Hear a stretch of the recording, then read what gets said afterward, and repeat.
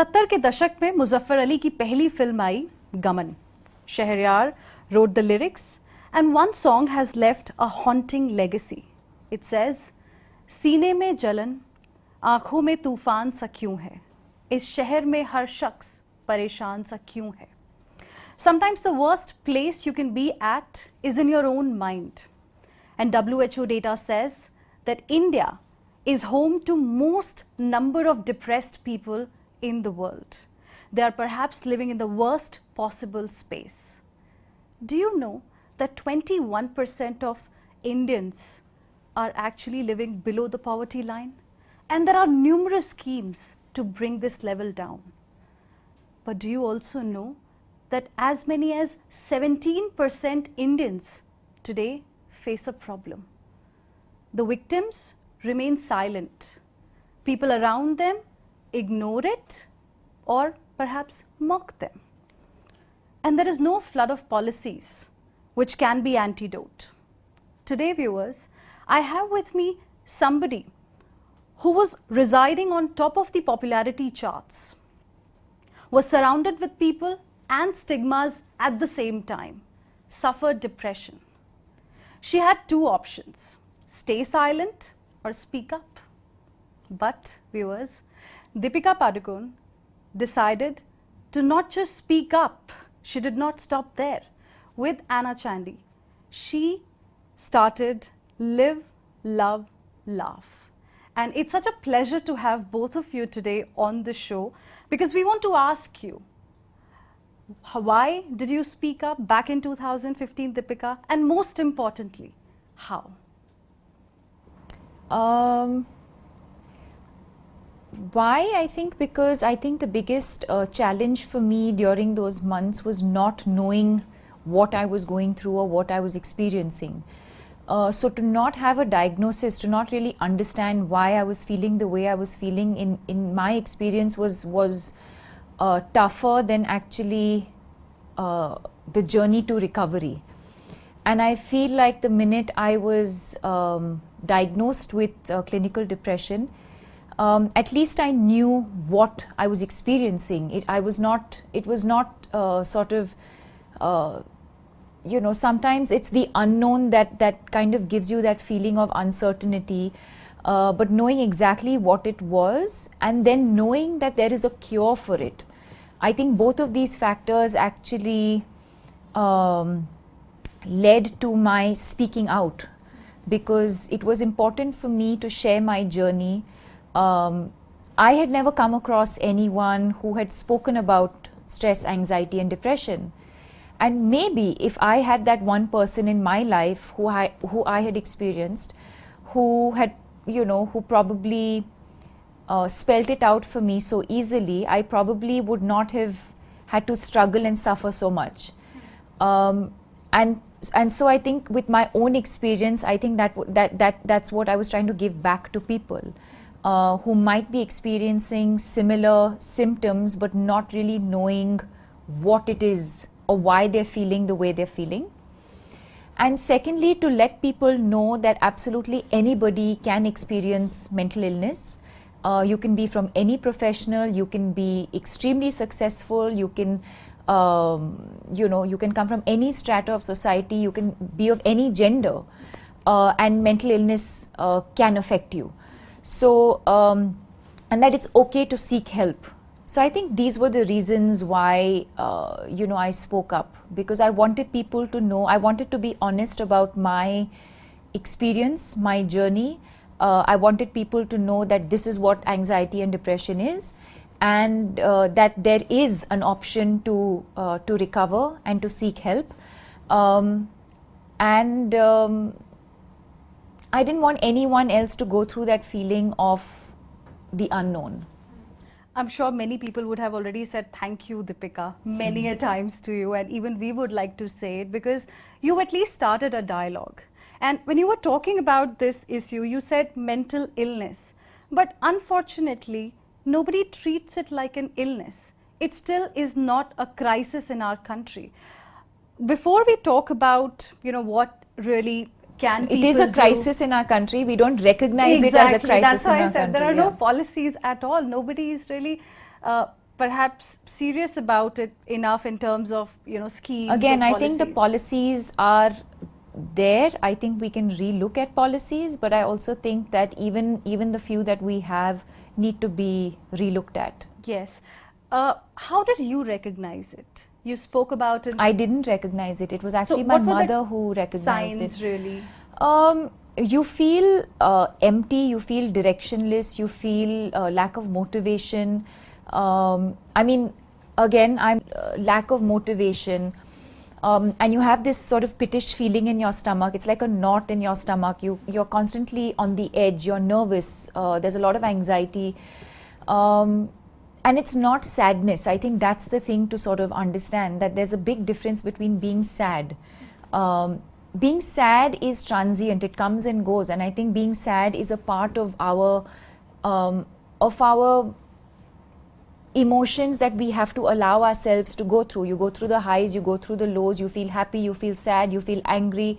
All of those emotions are emotions that we should embrace and that we should go through. But there's a difference between being sad and being depressed. And when you're depressed, it's prolonged sadness. You feel it for 2 weeks or more, or 3 weeks, or sometimes for months. Sometimes for years people struggle with it and they don't even recognize it as anxiety and depression. So I think to listen to your mind and to listen to your body, and to not just pass it off as just like put it on to something else. I think it's important to listen to your thoughts and your emotions and read up on it. I think that's how I know so much about it today. Not just my own experience, but my own experience also led me to understand more and to read more. And it was actually my mother who recognized the signs and symptoms, and she was the one who said, I think this is what it is. I don't think you're just feeling sad about something. I think we need to call the professionals. And that's when we reached out to a counselor and a psychiatrist, and that's how I'm here today. That's very interesting how she said that, for her mother actually identified those signs.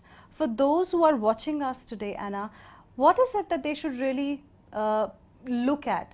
Change in behavior? Because in our society, people still say that, are you mad? Why are you sad? I mean, honestly, this is what I have also heard around me. If someone's feeling sad for, say, 2-3 days in a row, why are you always sad?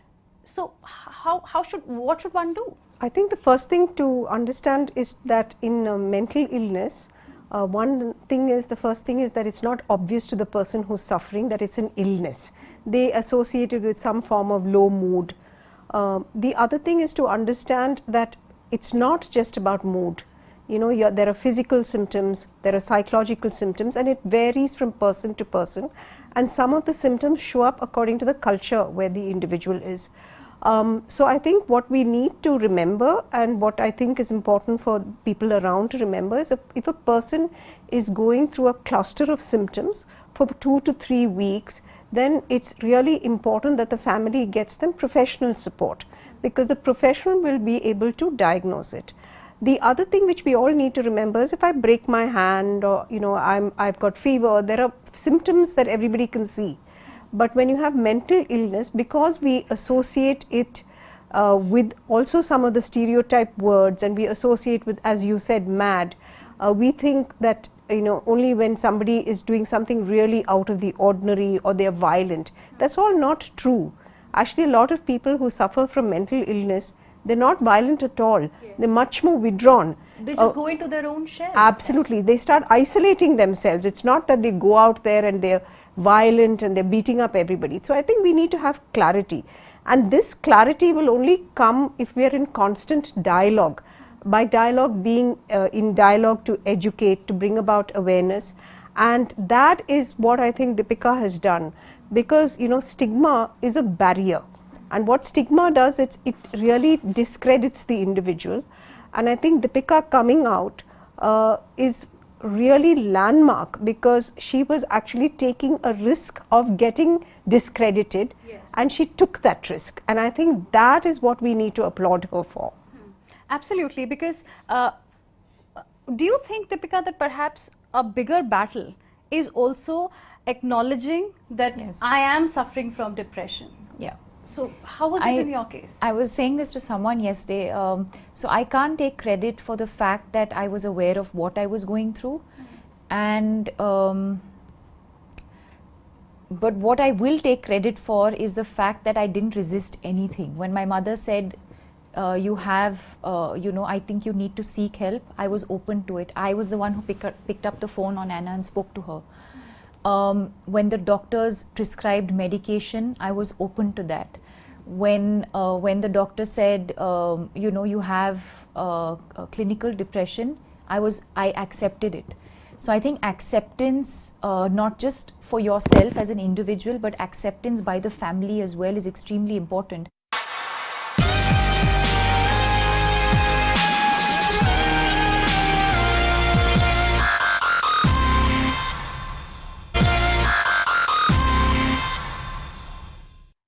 Deepika, back in 2015, I'm sure it must have been a very, very difficult decision as well for you to come out at the peak of your career. Did you face some sort of negative narrative as well, that perhaps she's only doing it for publicity? And, that's the normal thing that we hear if someone comes out and talks about a weakness, because people think that those who are in the Bollywood industry, those who are at the top, they're perfect. They cannot have anything imperfect in their life. Was it difficult for me to speak out? No, not at all. And like I said, I didn't think of the consequences. I didn't think of what people will think. Maybe I should have. I don't know, but I didn't. I think I was just. I had been through a life-altering experience, and it was important for me to share that experience with everyone. I didn't think of the consequences of what people in society would think, what impact that would have on my career. These are thoughts that never crossed my mind. Today, when I look back and I see the impact that we've been able to create through the foundation, I'm glad I didn't think. Yes. I'm glad I just went with my heart. As far as criticism is concerned, yes, but not as much as the number of people who came out in support and actually felt relief that someone had finally spoken. Most people felt that. Most people I felt like I had spoken their language. Instantly, I think a lot of people started feeling less burdened. They felt more free. They finally felt like somebody had understood. So it was almost like this secret, this little secret that everyone was holding on to individually. And it was that moment where I think someone just said, just blurted it out. And I think it kind of released, gave everyone a sense of relief. But having said that, yes, there were a few people who were cynical. People thought maybe I have a film release coming up and that's why I'm doing this. Some other people felt that maybe I'm being paid by a pharmaceutical company to talk about depression. Really? So we've dealt with that, and I think the only thing that I said to myself at that point was, was the test of time. That eventually, when people see the years of work that me and my team put in, all of those rumors will be put to rest. And I think when you're doing something genuinely, I think when you're doing it from the heart, I think people see that. So I don't think it deterred me or made me nervous at any point. Margaret Thatcher, the Britain's Iron Lady, had said, "You may have to fight a battle more than once." It's been 5 years for you. How do you sustain that? You're not going to let that impact you. Well, I am going to say, it's like cancer. I think for someone who's cancer-free, do you celebrate being cancer-free? Yes. Do you worry about it coming back? Yes. So I think, yes, I do, and that's why every day is, there's a lot of effort. There's a lot of effort that goes into taking care of my mind and my body, and I don't think I can take anything around me for granted because of the fear of it coming back. So lifestyle changes, food habits, all of that, everything that comes with making sure you're well. Okay. So what is your message, Deepika, to someone who is watching this show today, silently suffering, doesn't know where to go, doesn't know what to do? What is your message? that there is hope. And what should they do? What they should do, I do not want this to sound like an endorsement or an ad, but if you go on to the foundation website, you have all the information about. Honestly, as an outside person, I would trust my own website because I think it talks to me as a friend. You can do it in your own personal space. Nobody around you needs to know about it.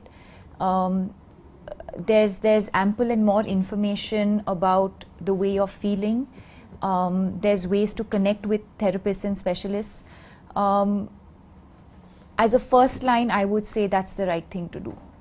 Alternately, please visit a counselor at least, someone good, maybe someone recommended, or a psychologist, psychiatrist. So I think there's various ways of, but I think read up on it first. I think read up on it first to first understand, to feel comfortable, to understand what you're going through. And I think that's the right way forward. A few signs if one and notices. Maybe speak to someone about it. Maybe speak to someone about it. Don't battle it alone. Try and speak to someone about it. I think, and someone who will not judge you. Someone who will not call please you correct pagal. me if I'm saying the right things, but I think these are the things I would do. Yeah. A couple of signs that one should be really, alert about if they come suddenly. That could be moving towards clinical depression. The first is if you've been a very friendly person, over a course of weeks you'll find yourself not wanting to meet people who you enjoyed meeting. You can be in a crowded room and you still feel a sense of loneliness. Some physical symptoms, some people have, they lose their appetite, or some of them have excess eating. Some people complain of severe headaches, migraines. Very often people say that when they wake up in the morning, they wake up with this pain, this dull aching pain, like they just want to sleep more. They don't really want to face the day. So these are some of the common symptoms. Now, having said that, there are also one of the things that people don't talk about is sometimes you experience people who were not normally as what we would call angry people.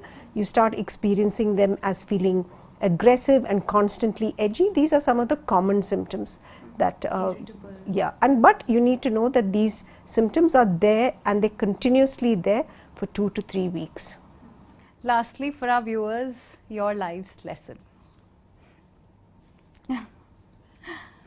Oh God, many. I think depression has taught me a lot of things. I think it's when you come out on the other side, it really has taught me a lot. For one, it's taught me that there most certainly is hope. And it's important to hear this because especially when you feel like when you're down and out, hope is the one thing that you really hold on to. And I want everyone to know that there is hope. Other than that, I feel like I've started taking care of myself without any guilt. And I feel especially as women, I think a lot of times we're constantly living our lives for other people, which is also, it's a great thing. But I think when we do things for ourselves, very often it comes with a lot of guilt because we constantly feel like we have to service other people. And when we do something for ourselves, it's like, no, and I've started doing that without feeling guilty because I need to. I need to take care of myself. And I think in that sense, I'm lucky to be surrounded by people who've also been very supportive of that. My husband, my parents, my sister, my friends. So I think as long as you take care of yourself and do it without any guilt, I think that's what has worked for me. I think what you are doing is wonderful, and we wish you good luck for future as well and many more projects that you're likely to come up with because it's going to help a lot of people in the country. I hope so. Thank you. Thank you very much.